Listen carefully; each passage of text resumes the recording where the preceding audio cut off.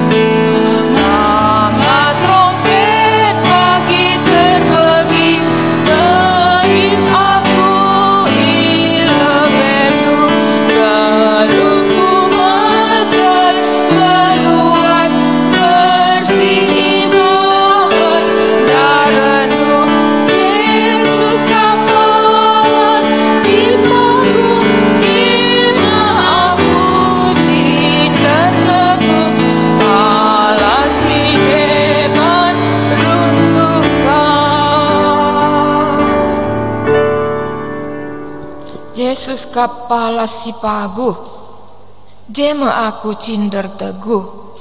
Orang Galatia sesudah menerima kasih karunia Tuhan, dia berbalik dari dia yang menyelamatkan mereka.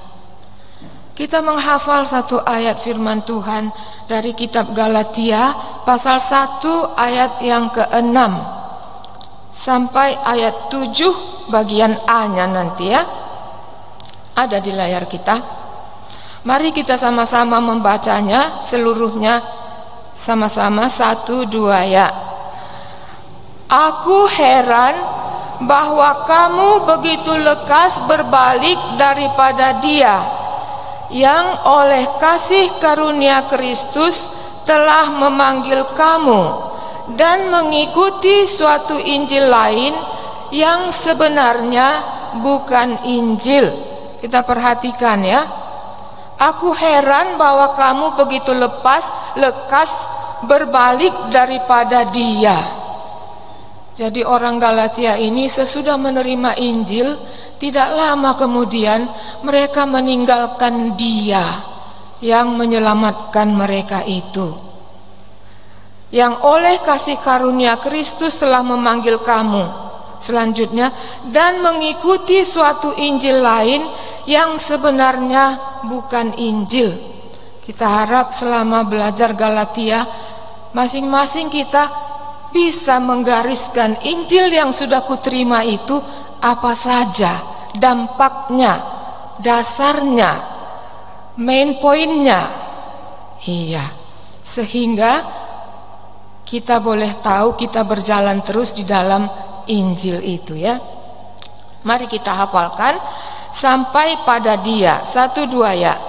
Aku heran bahwa kamu begitu lekas berbalik daripada dia. Kita ulangi. Aku heran bahwa kamu begitu lekas berbalik daripada dia. Kita lanjutkan. Yang oleh kasih karunia Kristus telah memanggil kamu. Kita ulangi. Yang oleh kasih karunia Kristus telah memanggil kamu. Kita lanjutkan. Dan mengikuti suatu Injil lain yang sebenarnya bukan Injil. Kita ulangi. Dan mengikuti suatu Injil lain yang sebenarnya bukan Injil. Bisa dari atas kita coba.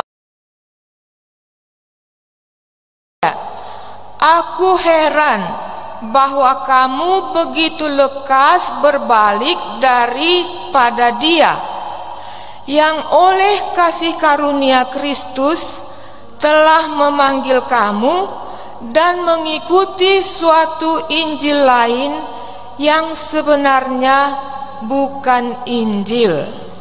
Boleh sekali lagi?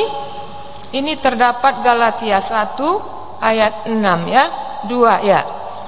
Aku heran bahwa kamu begitu lekas berbalik daripada dia yang oleh kasih karunia Kristus telah memanggil kamu dan mengikuti suatu Injil lain yang sebenarnya bukan Injil. Iya, kita nyanyikan sekali lagi pujian kita ini, kemudian kita akan mendengarkan pelajaran kita. Bahasa Indonesianya saja ya.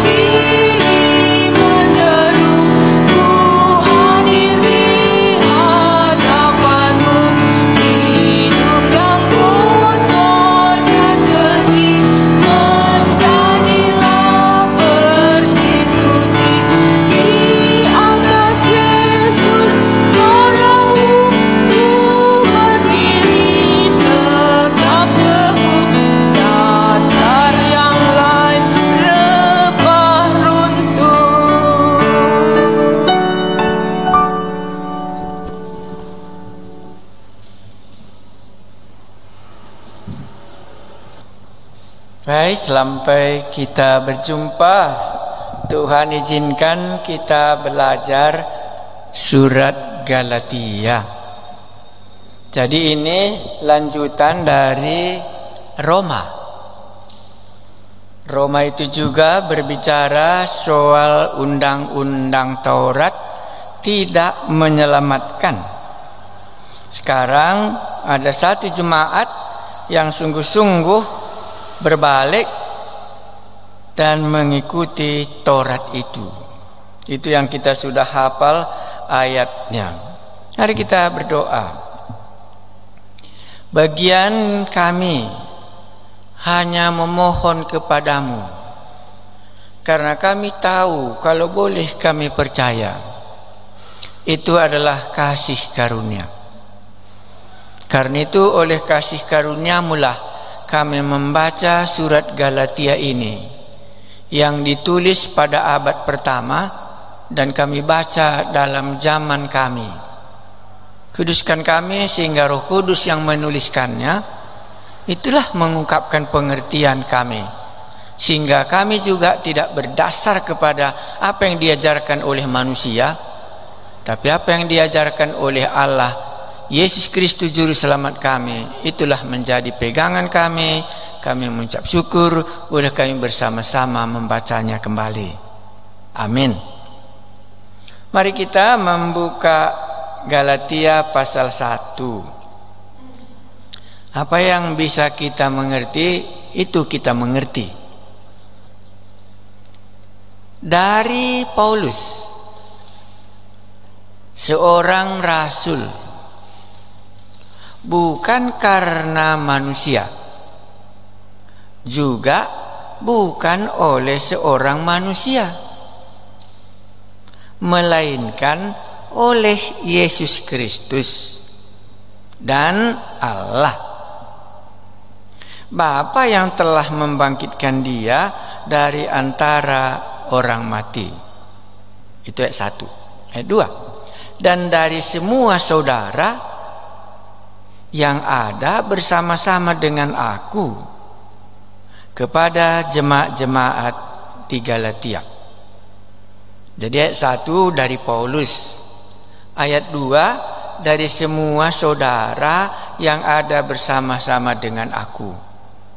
Jadi bukan Paulus sendiri yang mengirim surat ini. Itu pertama bacaan kita. Ayat 3, kasih karunia menyertai kamu dan damai sejahtera dari Allah Bapa kita dan dari Tuhan Yesus Kristus. Ini sumber damai. Ayat 4, yang telah menyerahkan dirinya karena dosa-dosa kita,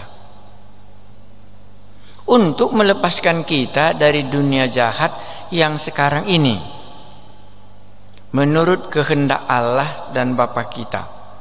Bagi Dialah kemuliaan selama-lamanya. Amin. Ayat 6, aku heran bahwa kamu begitu lekas berbalik daripada dia. Oknum ya, daripada dia yang oleh kasih karunia Kristus telah memanggil kamu. Jadi di sini memanggil, bukan percaya. Ya. Dan mengikuti suatu Injil lain. Jadi ada memanggil dia, sekarang diikutinya yang lain. 6, yang sebenarnya bukan Injil. Hanya ada orang yang mengacaukan kamu dan yang bermaksud untuk memutarbalikkan Injil Kristus. Tetapi sekalipun kami atau seorang malaikat dari sorga yang memberitakan kepada kamu suatu Injil yang berbeda dengan Injil yang telah kami beritakan kepadamu, terkutuklah dia. Ini kesan yang sangat tajam ya. Ya, terkutuklah dia. Seperti yang telah kami katakan dahulu. Jadi seolah-olah Paulus ingatkan apa yang dikatakannya sebelumnya. Seperti yang telah kami katakan dahulu, sekarang kukatakan sekali lagi. Jikalau ada orang yang memberitakan kepadamu suatu Injil yang berbeda dengan apa yang telah kamu terima, terkutuklah dia 2 kali. Jadi bagaimana sekarang? Adakah ku cari kesukaan manusia atau kesukaan Allah? Adakah ku coba berkenan kepada manusia? Sekiranya aku masih mau mencoba berkenan kepada manusia, maka aku bukanlah hamba Kristus. Yang mana yang Anda senang?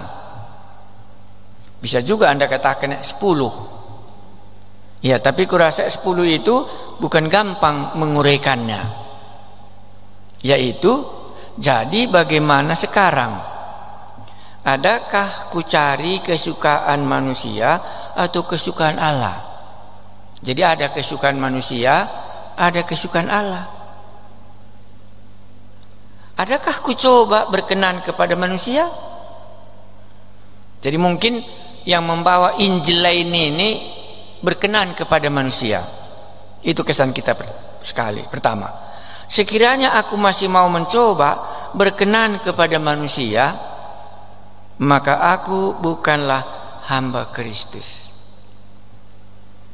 Ini bukan gampang menguraikannya, tapi nanti kita coba kalau ada kesempatan. Apa yang dimaksudkan Paulus?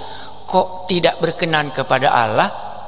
Kalau dia berkenan kepada manusia, apakah ku cari kehendak manusia? Kalau ku cari kehendak manusia, maka aku bukan lagi hamba Kristus. Itu bukan gampang menguraikannya. Baik, apa yang Anda sudah bisa dapat, pasti yang tidak bisa kita lupa, pasti nggak bisa kita lupa. Terkutuk. Jadi rupanya Injil yang kita beritakan itu kalau salah, terkutuk orang yang memberitakannya. Ya, ini yang disampaikan Paulus dalam ayat 8 dan ayat 9. Ya, jadi itu menyangkut tentang Injil ya. Ya, itu bukan menyangkut etika. Nanti Anda bisa bedakan sedikit etika dengan Injil. Injil di sini adalah orang ya. Makanya dikatakannya tadi ayat 6, aku heran bahwa kamu begitu lekas berbalik daripada dia. Jadi daripada dia itu oknum ya. Ya. Jadi Injil ini kalau sudah benar diberitakan orang, lantas datang kita di belakang membuat orang itu berbalik daripada Injil yang benar itu, ya Paulus berani kali mengatakannya terkutuk. Apa alasannya nanti bisa kita selidiki. Inilah yang pertama. Ya, jadi itu satu bagian yang bisa kita pikirkan ya. Ya, jadi Paulus tidak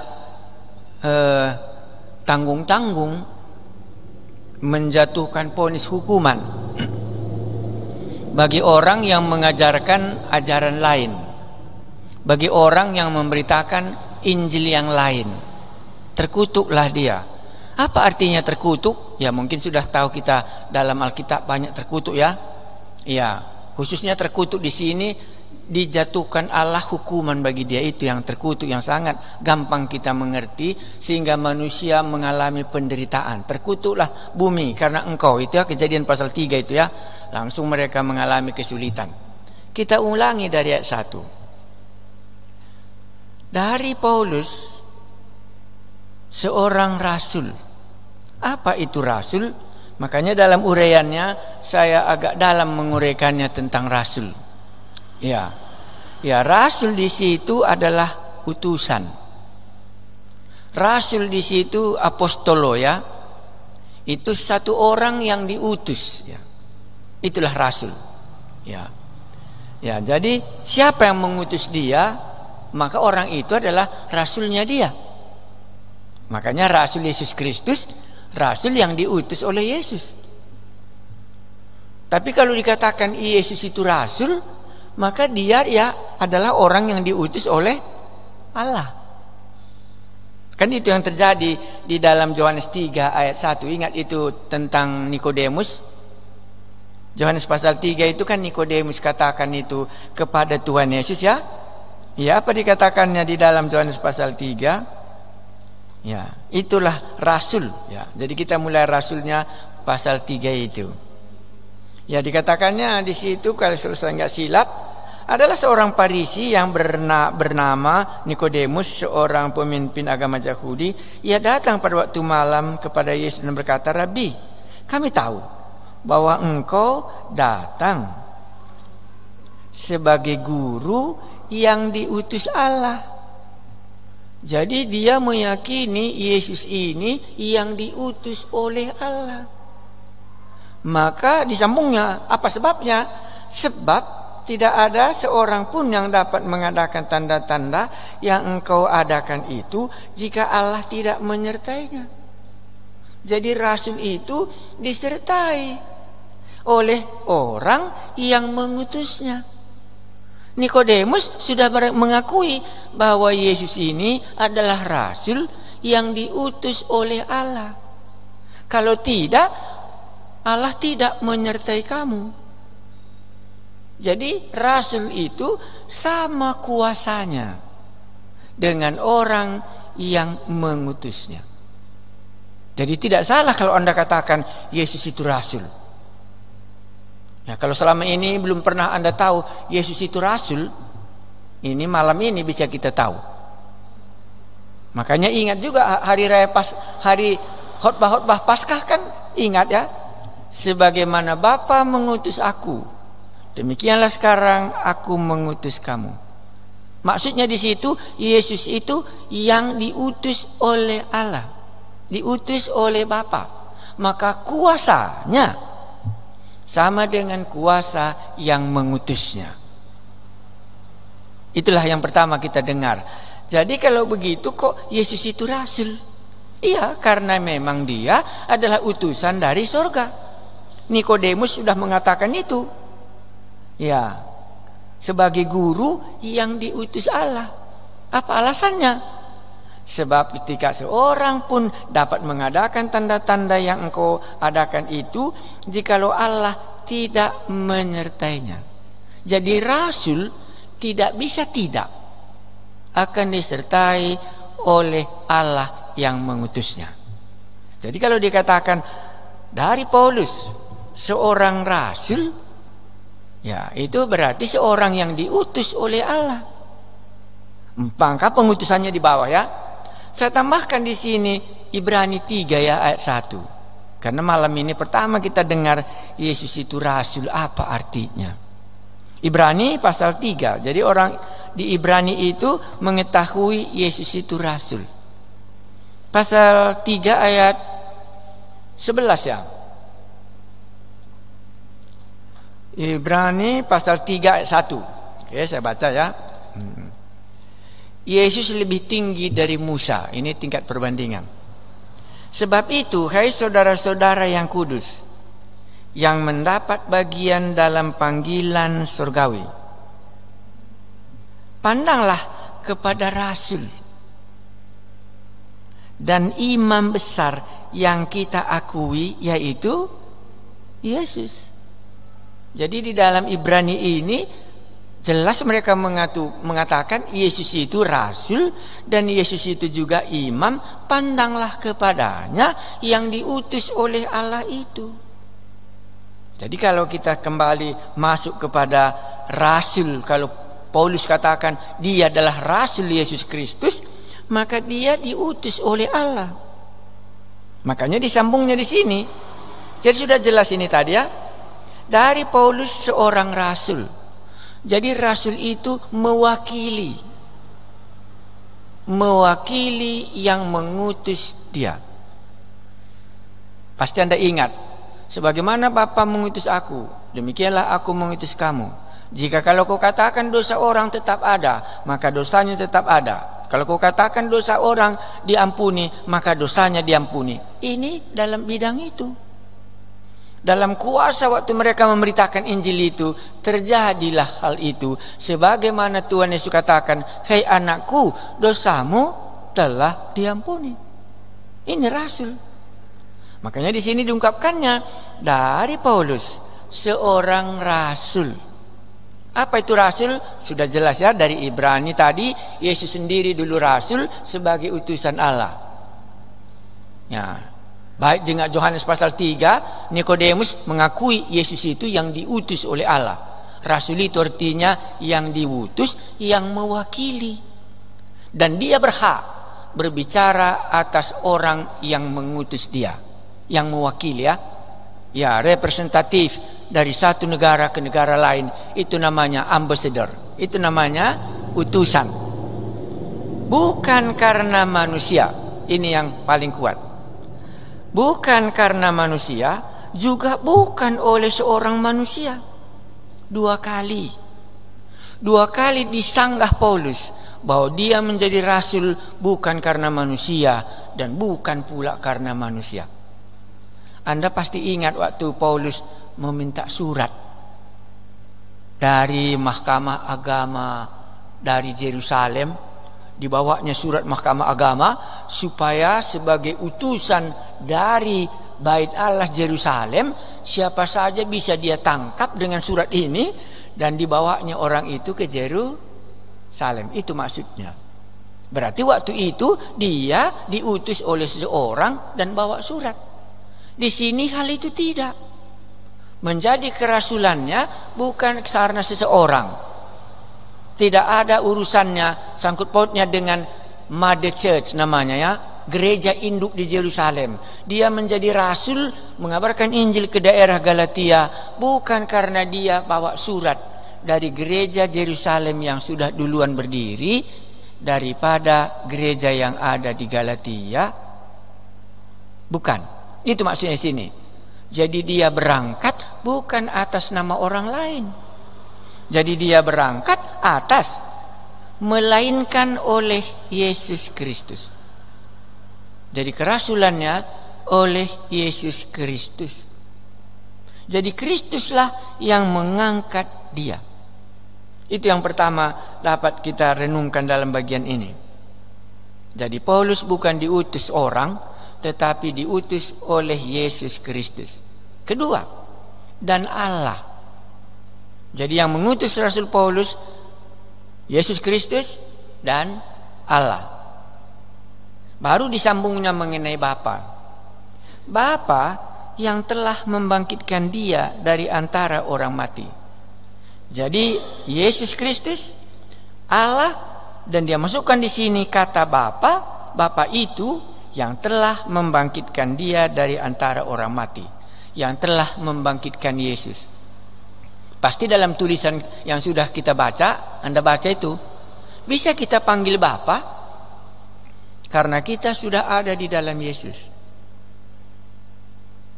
Karena Yesus memanggil Bapa, waktu kita di dalam Yesus baru kita layak memanggil Bapakku yang di surga. Yesus itu anak, kita bisa memanggil dia Bapa waktu kita telah ada menerima Yesus. Baik, sampai di sini kuharap bisa jelas dulu Paulus mengungkapkan kerasulannya begitu tajam ya. Ya, nanti di bawah bisa kita banyak dapatkan. Dan dari semua saudara yang ada bersama-sama dengan aku. Jadi dia mengirim surat ini, ada orang-orang percaya yang bersama-sama dengan dia. Ya, kemungkinannya orang Galatia, itu yang maksudnya di sini. Tapi tidak disebutkannya namanya, seperti Timotius lah, seperti yang lain, karena orang ini adalah orang Galatia sendiri. Jadi enggak disebutkannya namanya. Yang berikutnya, kasih karunia menyertai kamu dan damai sejahtera dari Allah Bapa kita dan dari Tuhan Yesus Kristus. Ini sumber damai. Ini pegang dulu ya, karena belum kita simpulkan. Ini sumber damai. Ya, sesudah sumber damai pindah dia kepada ayat 4. Itulah Injil yang dia beritakan. Ayat 4. Dan dari Tuhan Yesus Kristus yang telah menyerahkan dirinya karena dosa-dosa kita. Ini sangat penting bagi Paulus. Karena kematian Yesus itu karena Yesus menyerahkan dirinya. Ini kita harus pegang. Bukan karena dia lemah, bukan karena kuasanya Pilatus. Itu maka waktu kita Paskah, kenapa Tuhan Yesus enggak mau menjawab? Pilatus pun enggak dijawabnya, siapa saja pun enggak pernah dijawabnya. Diam saja dia, kecuali kalau menyangkut pribadinya. Karena dia telah menyerahkan dirinya. Yang telah menyerahkan dirinya karena dosa-dosa kita. Saya rasa nggak mungkin kita lupa Yohanes pasal 10. Jadi kematian Yesus dalam pemberitaan Injil itu harus kita lihat. Karena Yesus bersedia menyerahkan dirinya. Anda langsung ingat, itulah maka dimarahinya Petrus. Karena Petrus tidak suka kalau Yesus disalibkan. Ya, tapi Yesus mengetahui bahwa dia yang menyerahkannya, bukan orang ini yang lebih kuat. Itu kurasa diambilnya dari Yohanes pasal 10. Saya ulangi. Yohanes pasal 10 itu diungkapkan, itu ayatnya keberapa? Ayatnya ke-17 ya. Ya. Itu mengenai Injil. Jadi kalau kita memberitakan Injil itu karena apa katanya tadi? Karena dia menyerahkan dirinya. Makanya turunlah kau dari kayu salib itu. Nggak mungkin turun karena dia sedang menyerahkan dirinya. Ayat 17 Yohanes pasal 10. Bapa mengasihi aku, jelas ya. Oleh karena aku memberikan nyawaku untuk menerimanya kembali. Bapa mengasihi aku karena aku menyerahkan diriku, menyerahkan nyawaku. Tidak seorang pun mengambilnya daripadaku. Baru berikutnya, melainkan aku memberikannya menurut kehendakku sendiri. Jadi Paulus melihat itu Yesus menyerahkan dirinya. Dengan kerelaannya dia naik ke kayu salib seperti anak domba ya. Iya, disembelih. Iya, disitulah dikatakannya. Aku berkuasa memberikannya dan berkuasa mengambilnya kembali. Inilah tugas yang kuterima dari Bapakku.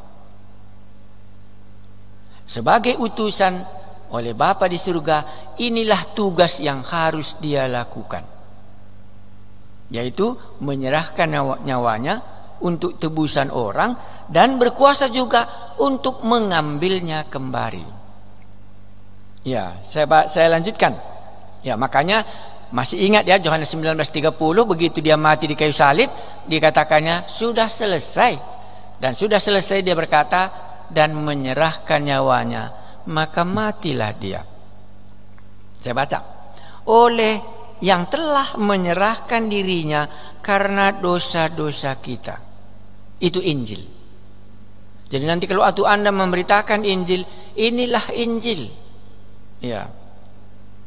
Yang telah menyerahkan dirinya karena dosa-dosa kita. Kedua, untuk melepaskan kita dari dunia jahat yang sekarang ini. Jadi ada dua di sini fungsi kematian Yesus. Itu bagian yang pertama, menyerahkan dirinya karena dosa-dosa kita. Ini bayangan orang Yahudi. Bagaimana persembahan yang selama ini dilakukan mereka untuk pengampunan dosa.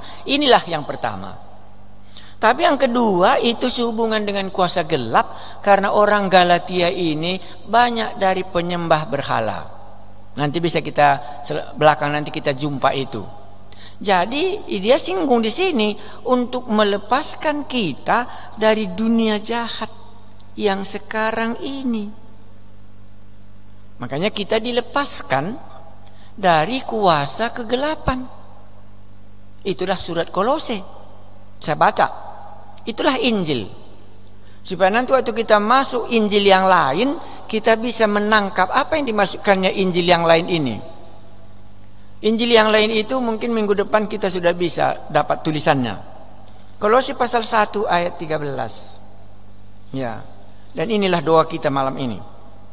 Ia telah melepaskan kita dari kuasa kegelapan dan memindahkan kita ke dalam kerajaan anaknya yang kekasih. Di dalam dia kita memiliki penebusan kita, yaitu pengampunan dosa. Jadi kalau di dalam surat Kolose, kuasa gelap duluan. Kalau di surat Galatia, pengampunan dosa duluan. Yang mana pun sama.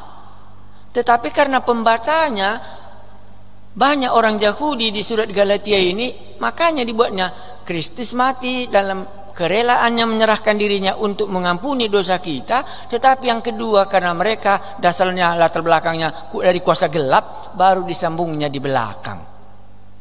Nah, jadi kita coba saya ulangi 2 poin ini. Ia telah melepaskan kita dari kuasa kegelapan dan memindahkan kita ke dalam kerajaan anaknya yang kekasih. Mungkinkah Taurat berkuasa mengampuni dosa yang sudah kita lakukan? Dan mungkinkah Taurat punya kuasa untuk melepaskan kita dari dunia jahat yang gelap ini?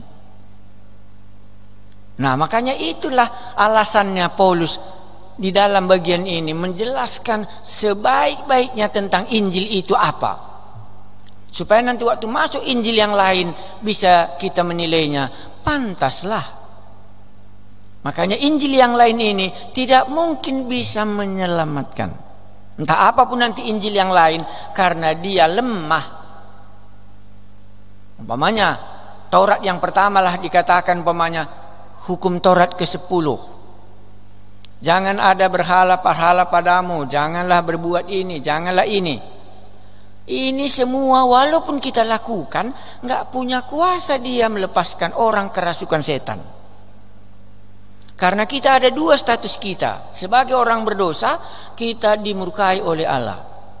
Sebagai orang yang hidup di dalam penyembahan berhala, kita dikuasai oleh kuasa kegelapan. Seperti kitab Efesus, demikian Kolose, demikian juga Galatia ini. Injil itu cuma yang bisa melepaskan kita daripadanya. Ya pantaslah Paulus merasa heran. Ya pantaslah Paulus merasa heran. Ya itulah maka dikatakannya di sini, yang telah menyerahkan dirinya karena dosa-dosa kita, untuk melepaskan kita dari dunia jahat yang sekarang ini. Baru dilanjutkannya, menurut kehendak Allah dan Bapa kita.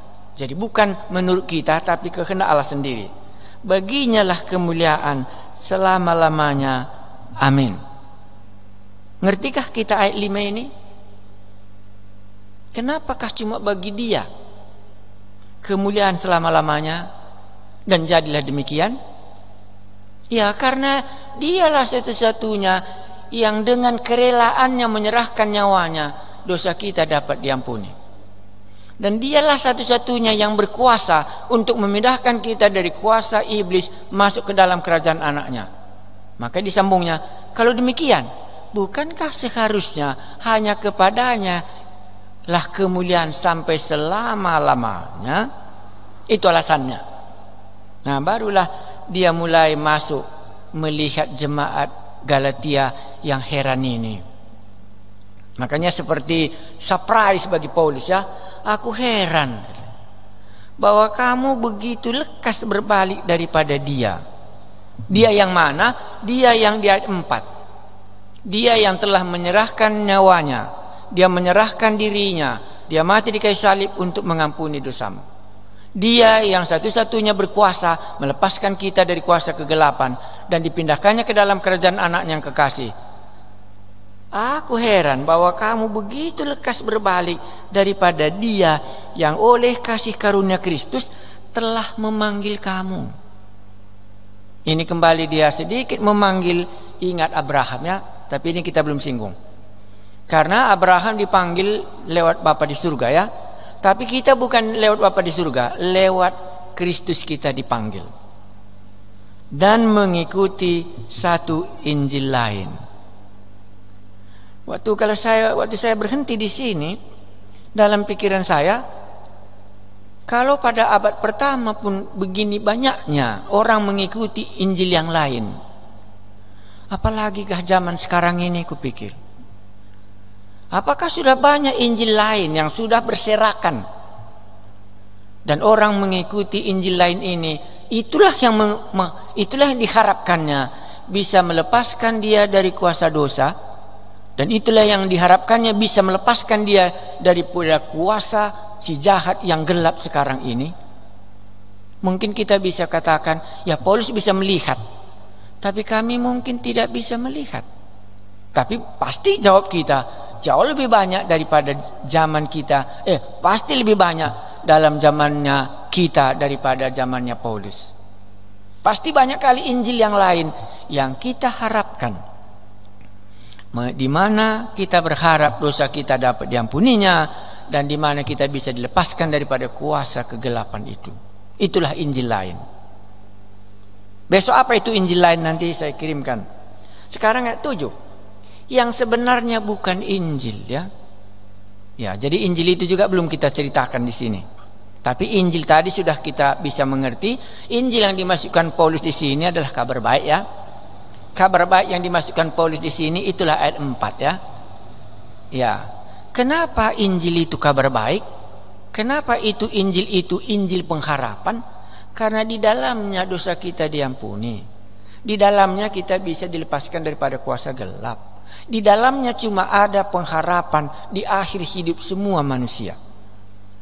Kalau tidak ada harapan karena semua berdosa, ya dibuanglah kita ke neraka, kan begitu. Makanya sering dikatakan Injil itu kabar baik, ya.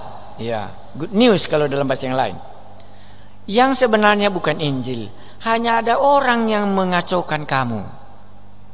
Ya, mengacaukan maksudnya di situ antara Injil yang sudah mereka terima ayat 4 dikacaukan dengan ajaran-ajaran yang lain yang nanti kita jumpa.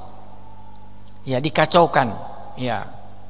Kalau kita sekarang inilah umpamanya baptisan lah, ya. Mana baptisan yang benar? Selamkah atau percik? Gitu umpamanya, ya. Padahal kita langsung mengakui ini bukan Injil.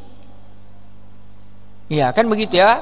Ya, apakah baptisan selam atau baptisan percik? Baptisan dewasa kah, baptisan anak-anak? Baptisan di Sungai Jordan kah, di baptis lain? Ini kan mengacaukan. Ini kan bukan menyelamatkan. Ini kan bukan jalannya di mana dosa diampuni.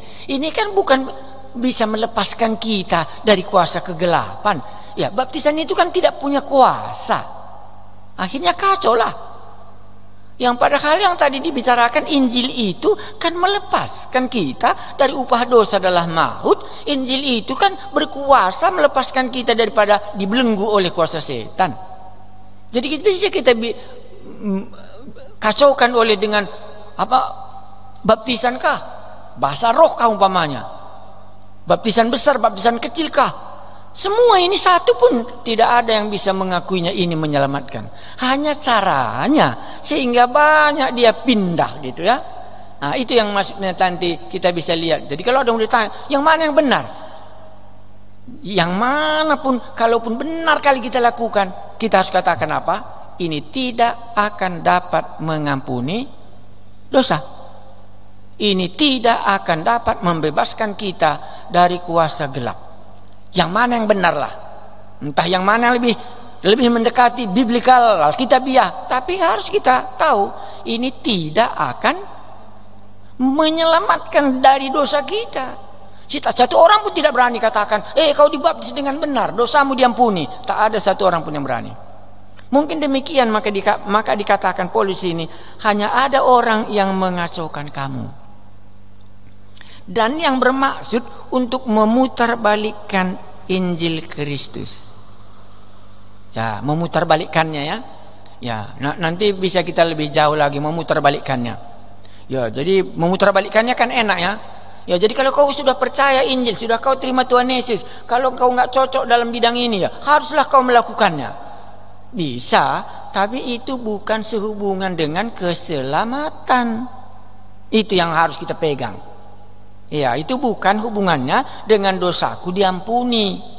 Ya, itu bukan aku bisa dilepaskan dari kuasa setan itu, karena ini semua acara yang tidak dapat membebaskan kita dari pengampunan dosa dan membebaskan kita dari iblis. Maka dipakainya mengacaukan.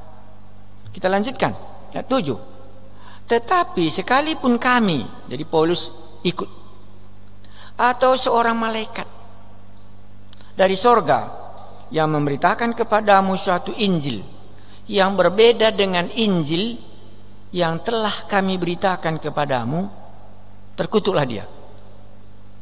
Baru ayat 9. Seperti yang telah kami katakan dahulu, sekarang kukatakan sekali lagi, jika ada orang yang memberitakan kepadamu suatu Injil yang berbeda dengan apa yang telah kamu terima, terkutuklah dia. Bagaimana Anda membaca ayat 8 ini sama ayat 9? Seperti Paulus punya otorita, selain dari ajarannya itu terkutuk. Begitukah? Makanya aku baca dalam pengulangannya itu. Ya. Nah, makanya Paulus tadi begitu kuat kali bagaimana dia menjadi rasul, bukan karena diutus oleh manusia, bukan karena manusia, tapi karena Yesus Kristus dan karena Allah mengutus dia. Jadi dia mewakili apa yang dikatakan Allah dan itu yang disampaikannya. Jadi kalau dia mewakili dan sudah disampaikannya Injil yang menyelamatkan tadi, dan ada orang yang tidak mengikuti apa yang dikatakan oleh Paulus, Paulus berani katakan terkutuklah dia.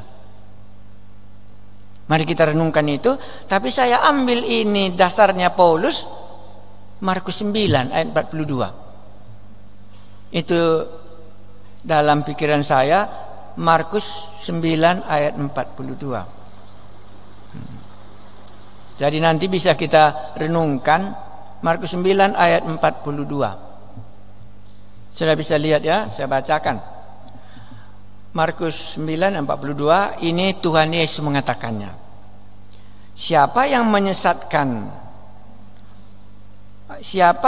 menyesatkan orang tentang garam, ya. Saya baca 42. Barang siapa yang menyesatkan salah satu dari anak-anak kecil yang percaya ini, ya, jadi dia sudah percaya ya, tapi disesatkan.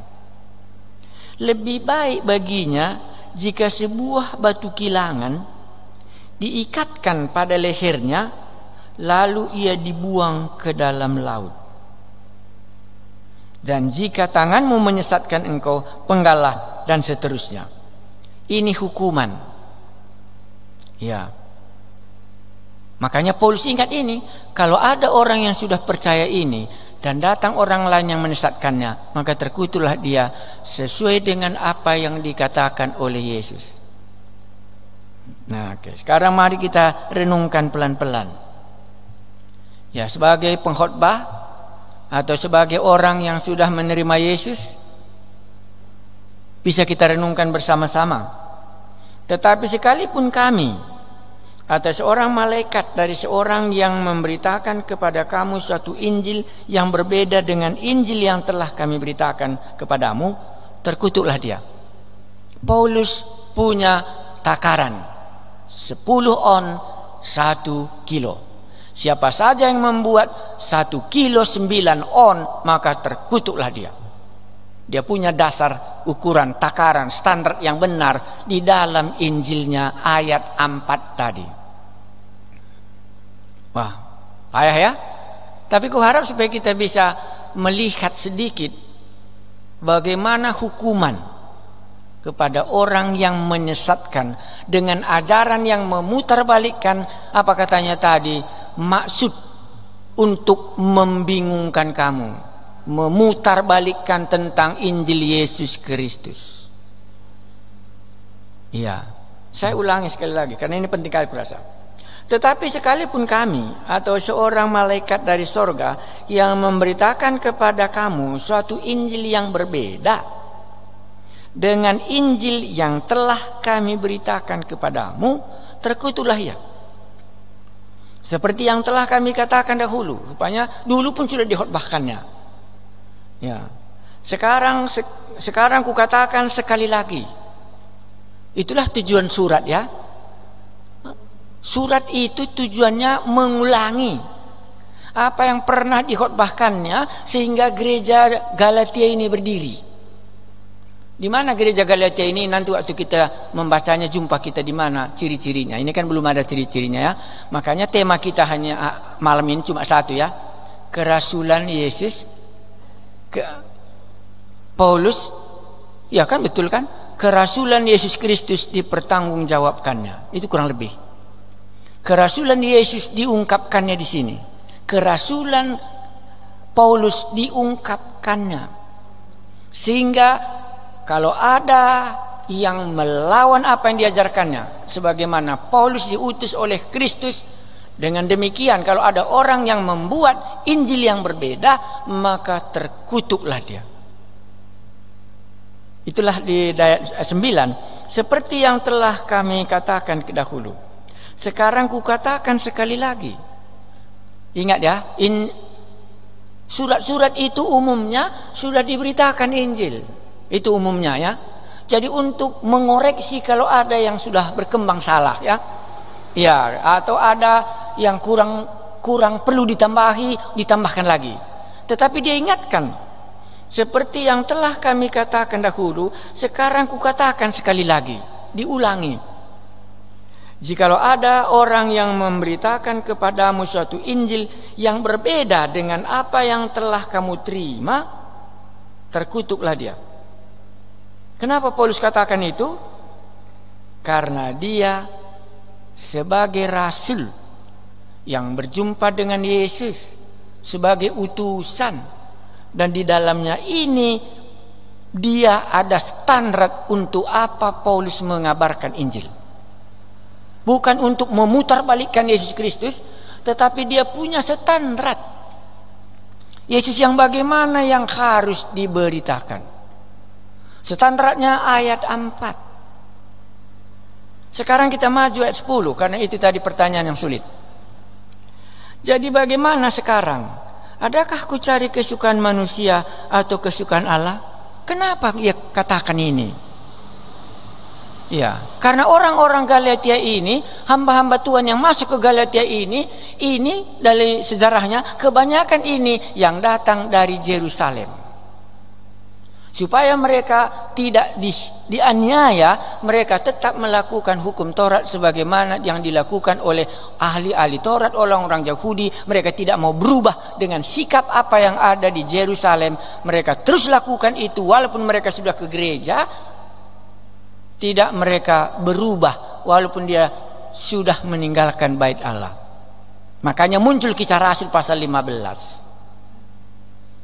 Kisah Rasul 15 mereka katakan, kamu tidak diselamatkan kalau engkau tidak disunat. Itu ajaran yang paling pada abad pertama. Tapi itu mungkin sebelum surat Galatia ditulis. Galatia ditulis duluan, barulah Kisah Rasul pasal 15. Jadi mereka mencari kesukaan orang-orang yang diutus dari Mother Church namanya ya, gereja induk dari Yerusalem. Ya, senang orang itu karena mereka tetap memeliharanya. Kalau kamu tidak disunat, kamu tidak bisa diselamatkan. Mereka melakukan itu semua. Kita tidak bisa bergaul dengan orang-orang yang di luar yang sudah percaya kepada kita. Mereka suka kesukaan manusia. Itu maksudnya sini. Berikutnya, adakah ku coba berkenan kepada manusia? Itu maksudnya Paulus ya. Kalau ku cari berkenan kepada manusia, Paulus tidak dianiaya. Alasan Paulus dianiaya Anda tahu nanti di akhirnya. Sekiranya aku masih mau mencoba berkenan kepada manusia, maka aku bukanlah hamba Kristus. Jadi apa tugasnya hamba Kristus itu? Hamba Kristus yang diungkapkan Paulus di sini itu dituliskannya Kisah Rasul 26 ayat 17. Kisah Rasul 26. Kisah Rasul 26 ayatnya ke-17. Di hadapan Raja Agripa, Paulus menceritakan sebagai hamba Kristus. Tapi sebelum jauh, kan tidak hilang kita sebagai hamba Kristus. Apa tugas yang diberikannya kepada kita? Ini yang menjadi dasar bisa kita menafsirkan ayat 10. Kisah Rasul pasal 26 ayat 17. Apakah tugas orang hamba Tuhan di sini? Sehingga dia tidak menenangkan manusia, tetapi memenangkan Allah yang mengutusnya dia. Ayat 26, saya baca pasal 26, Kisah Rasul 26 ayatnya yang ke-17, saya baca. Ini di hadapan Raja Agripa. Aku akan mengasingkan engkau dari bangsa ini dan dari bangsa-bangsa lain. Ini pertobatan Paulus ya. Dan aku akan mengutus engkau, Rasul Paulus ya. Makanya dikatakannya Kristus Yesuslah mengutus aku. bukan jemaat. Dan aku akan mengutus engkau kepada mereka sebagai yang mewakili Yesus, sebagai Rasul Yesus Kristus. Dia diutus untuk apa? Dan aku akan mengutus engkau kepada mereka untuk membuka mata mereka, supaya mereka berbalik dari kegelapan kepada terang. Jelas di sini tadi, melepaskan kita dari kuasa kegelapan. Bukan undang-undang Taurat tugasnya, bukan meluruskan ajaran Taurat, bukan meluruskan undang-undang bagaimana beribadah di bait Allah, bukan. Inilah sebagai Rasul Kristus, ada jelas tugasnya, untuk membuka mata mereka supaya mereka berbalik dari kegelapan kepada terang. Berikutnya, dan dari kuasa iblis kepada Allah. Pindah. Makanya memutarbalikkan Injil tadi, tidak memindahkan orang. Dan dari kuasa iblis kepada Allah, supaya mereka oleh iman mereka kepadaku mengajari mereka supaya mereka beriman kepada Yesus, supaya mereka memperoleh pengampunan dosa. Apalagi, dan mendapat bagian dalam apa yang ditentukan untuk orang-orang yang dikuduskan. Saya tulis di sini, tugas Paulus yang pertama adalah membuka mata mereka. Ya, makanya kalau kita melihat khotbah nanti berikutnya, bagaimana mereka ini melihat bahwa inilah yang benar. Satu, membuka mata mereka, to open ya, untuk mereka berbalik dari kegelapan. Ditinggalkannya kegelapan itu sesudah dibuka, sebagaimana Paulus dibuka Allah matanya, terbukalah dia melihat Yesus, dan terbukalah dia meninggalkan kegelapan yang dia sedang bawa dari Yerusalem, surat-surat dari imam-imam untuk membunuhi orang-orang yang percaya kepada Yesus. Berikutnya, berbalik dari kegelapan kepada terang, dan dari kuasa iblis kepada Allah, supaya mereka oleh iman mereka. Keyakinan yang kokoh dalam surat Roma. Aku tahu bahwa Injil itulah kekuatan Allah untuk menyelamatkan setiap orang yang percaya, supaya orang ini beriman. Injil yang lain tidak membawa orang ini beriman, karena iman itu harus sampai kepada objek yang bisa diimani. Jadi iman kita tadi dalam ayat 4 sudah dikatakannya, Kristus Yesus yang telah menyerahkan dirinya untuk pengampunan dosa kita dan untuk melepaskan kita dari kuasa si jahat yang sedang bekerja di dunia ini. Inilah Rasul. Jadi tugasnya sebagai yang utusan Allah, utusan Yesus Kristus, dan aku akan mengutus engkau. Jadi bukan manusia, tetapi Yesus sendiri, untuk tahu dia tugasnya apa. Sebagai utusan dari Tuhan Yesus, membuka mata mereka, berbuat mereka berbalik, supaya iman mereka kepada aku, supaya mereka mendapat pengampunan dosa. Dan yang terakhir, apalagi? Dan mendapat bagian dalam apa yang ditentukan untuk orang-orang yang dikuduskan.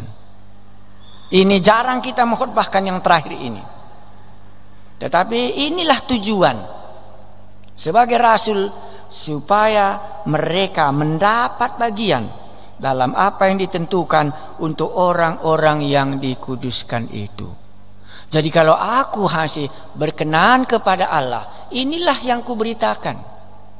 Tapi kalau aku mencari kehendak manusia supaya aku diterima oleh manusia, pasti aku tidak mengkhotbahkan itu.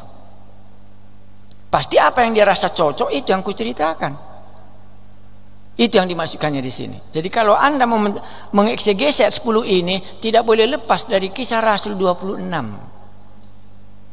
Ayat 17 sampai 18 itu yang benar. Ya, itulah maka Paulus katakan, kalau aku mencari kehendak manusia, itu mengikuti ajaran-ajaran yang ada di Yerusalem, pasti aku diterima. Tapi kalau aku mengikuti mereka, apa yang ada di Yerusalem, di gereja mula-mula, aku bukan hamba Kristus Yesus. Kenapa? Karena aku ditugaskan untuk ini. Makanya ini pun disampaikannya di hadapan Raja Agripa. ini tugasku Raja Agripa. Jadi dia bukan juga menghiburkan Raja Agripa, walaupun Raja Agripa akan menentukan nasibnya, tapi dia juga tidak menghiburkan Raja Agripa. Tetapi dia terus menyatakan apa yang dikatakan oleh yang mengutus dia, supaya membuka mata mereka. Maka Raja Agripa katakan dalam cerita ini, hampir-hampir kau jadikan aku jadi orang yang Kristen. Karena itu tujuannya tadi. Nah, jadi sudah bisa ya. Jadi ayat 10 ini jangan kita salah menafsirkannya. Ya, supaya kita tetap menjadi hamba Kristus, apa yang ditugaskannya kepada kita itu harus kita pegang. Anda ingat itu di Mahkamah Agama, Kisah Rasul pasal 4 ayat 18 sampai 20, catat saja. Waktu Petrus dan Yohanes diperingatkan, jangan lagi kau memberitakan nama Yesus di kota ini. Apa dikatakannya? Maka mana lebih baik, taat kepadamu daripada taat kepada Allah. Tapi harus kau ketahui, kami tidak mungkin tidak memberitakan nama itu, karena nama Yesus itu dilarang diberitakan pada waktu itu.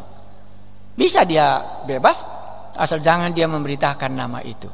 Paulus juga bisa disanjung-sanjung oleh Raja Agripa, asal jangan dia menyinggung dosanya Raja Agripa. Tapi bukan itu. Makanya dia berani katakan, adakah aku coba berkenan kepada manusia? Sekiranya aku masih mau mencoba berkenan kepada manusia, maka aku bukanlah hamba Kristus. Tahu artinya kan? Saya ulangi. Tadi dia penterjemah. Dia menerjemahkan dari bahasa Inggris ke dalam bahasa Indonesia.